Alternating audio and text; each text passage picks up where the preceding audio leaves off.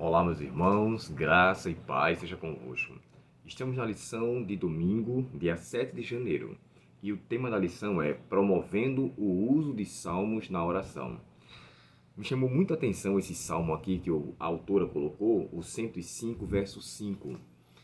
Esse salmo, irmãos, ele também é semelhante ao Salmo 1, que é um salmo anônimo ou um salmo sem título. Embora alguns atribuam a possibilidade de ter sido Asaf que escreveu, pelo fato dele ter vários versículos que está registrado em 1 Crônicas, capítulo 16, e o verso 8 ao verso 22, e ali a gente encontra o próprio Davi salmodiando, louvando a Deus e consagrando pela questão da Arca da Aliança ter sido retirada, ter sido levada para um outro lugar, e eu vou até confirmar aqui com vocês, foi a cerimônia de consagração da Arca em Jerusalém, quando foi levado para Jerusalém. Então, esse salmo, do capítulo, do verso 1 ao verso 15 do Salmo 105, todo ele é praticamente semelhante, igual a 1 Crônicas 16 e o verso 8 a 22. Então, por mais que ele não tenha título, e a parte introdutória dele já nos faz entender e lembrar que é o mesmo evento que aconteceu, que foi celebrado por Davi na consagração, né, quando a arca foi levada para Jerusalém.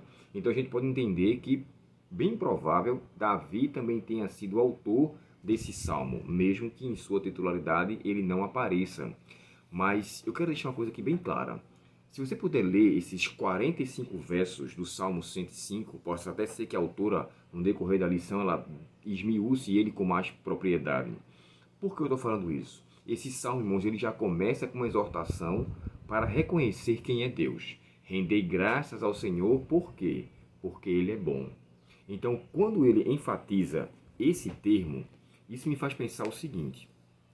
O verso 1 do Salmo 105 diz assim, ó, rendei graças ao Senhor, invocai-o o seu nome, fazei conhecido entre os povos os seus feitos.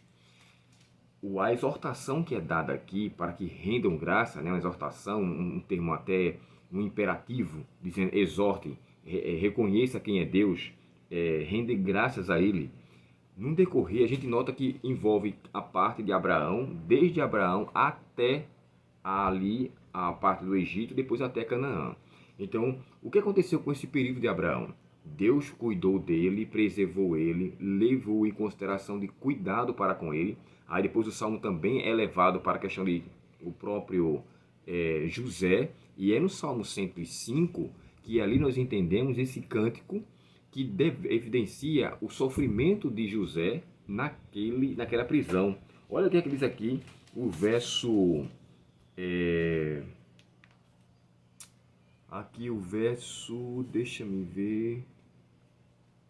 verso 17, diz assim, ó, Salmo 105, verso 17. Adiante deles enviou um homem chamado José, vendido como escravo, cujos pés apertaram com grilhões e em quem puseram em ferros, até cumprir-se a profecia a respeito dele e ter provado a palavra do Senhor. Só que o verso que antecede faz assim, ó, fez vir fome, verso 15, sobre a terra e cortou meios de obter pão. Adiante deles enviou um homem chamado José. Na Nova Tradução Transformadora, aqui fala que Deus colocou José para prová-lo ali. Então, o que eu quero entender desse salmo e não quero alongá-lo tanto? Nesse Salmo 105, nós entendemos o cuidado de Deus e a maneira como Deus guiou o povo de Israel, porque depois disso ele fala sobre as pragas do Egito, ele fala da maneira como cada praga aquilo foi derramada, e ele entra em situações, nos deixa claro, de que Deus sempre manteve o cuidado pelo seu povo, mesmo em situações adversas. Então, quando eu olho assim, esse salmo deve me motivar a, em minhas dificuldades, orar ao Senhor reconhecendo quem Ele é, o que Ele fez e que com certeza o que Ele há de fazer. O verso 16 do capítulo 3 de Colossenses, ele endossa para que nós possamos viver uma vida transformada. É assim que começa a exortação de Colossenses capítulo 3. E em seguida ele pede com que cante e louve a Deus. Mas isso só quem faz é uma pessoa que foi regenerada por Cristo. Uma pessoa que foi transformada, que foi renascida. E para fechar o texto aqui, ele faz menção a Tiago 5, verso 13. Quando ele fala, está alguém triste? Está alguém alegre? Deixa eu ler com vocês esse texto. de Tiago, capítulo 5, e o verso 13. Tiago 5 e o verso 13 nos diz assim: algum de vocês está passando por dificuldades? Então ore.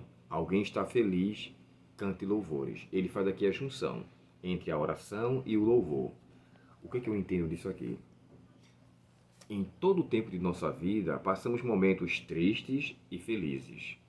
Mas quer estejamos de uma forma ou de outra, a importância aqui que é dado pelo autor Tiago é que haja louvor da parte da pessoa e oração da parte da pessoa. Em suma, é causa de buscarmos a Deus independente das situações que estamos passando. Motivo para agradecer, motivo para louvar a Deus, motivo para reconhecer quem Ele é, deve ser evidente na vida de todo filho e filha de Deus. E aqui a autora termina com a pergunta: o que significa permitir que a palavra de Cristo habite ricamente em nós? Colossenses 3, verso 16. Porque ler a Bíblia é o primeiro e mais crucial passo para essa experiência. E eu não posso deixar de ler porque eu deixei esse texto aqui separado, de Colossenses capítulo 3 e o verso 16.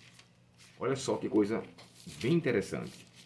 Colossenses 3,16 diz assim, ó, que a mensagem a respeito de Cristo, em toda a sua riqueza, preencha a vida de vocês. Ensinem e aconselhem uns aos outros, com toda a sabedoria. Cantem a Deus salmos, hinos e cânticos espirituais. Só que antes, ele exorta que a mensagem a respeito de Cristo esteja preenchida em nossa vida.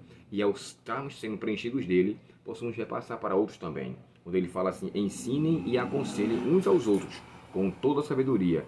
Cantem a Deus salmos, hinos e cânticos espirituais.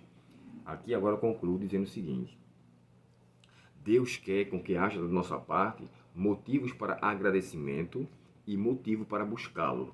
Quer estejamos passando provação, oremos ao Senhor. Quer estamos alegres por alguma benfeitoria da parte de Deus, louvemos o seu nome em entonação de agradecimento e reconhecimento. Pois o Salmo 105, ele fala do cuidado de Deus na jornada do povo de Israel, desde Abraão até o período de Moisés, quando depois o povo é libertado do Egito. Que eu e você, irmãos, possamos ter motivos para agradecer, reconhecer e suplicar a Deus todos os dias. E os Salmos, mais uma vez, é um livro que nos motiva a fazermos valer essa importância. Que eu e você oremos ao Senhor, louvemos o seu nome e façamos dele o nosso alto refúgio e, como diz o Salmo 119, né? Lâmpada para nossos pés é a sua palavra. E que através dessa lâmpada o nosso caminho seja iluminado. Oremos ao Senhor nesse momento. Querido Pai Celestial, te agradecemos, Senhor, pela importância que nos dás de buscar-te em todo e qualquer momento.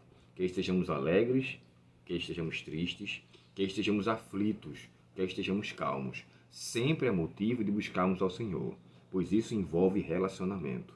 Que o Senhor nos auxilie a termos um relacionamento vívido contigo, Pai. Perdoa nossos pecados e permaneça conosco. Te pedimos por Jesus. Amém.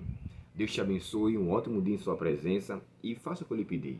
Leia o Salmo 105 por completo e veja ali nas entrelinhas o cuidado de Deus em todo o povo de Israel, desde o começo de Abraão até lá, pois esse hino ele era cantado para incentivar o povo de que Deus estava no meio dele, mesmo em meio à adversidade. Até o próximo estudo, até logo.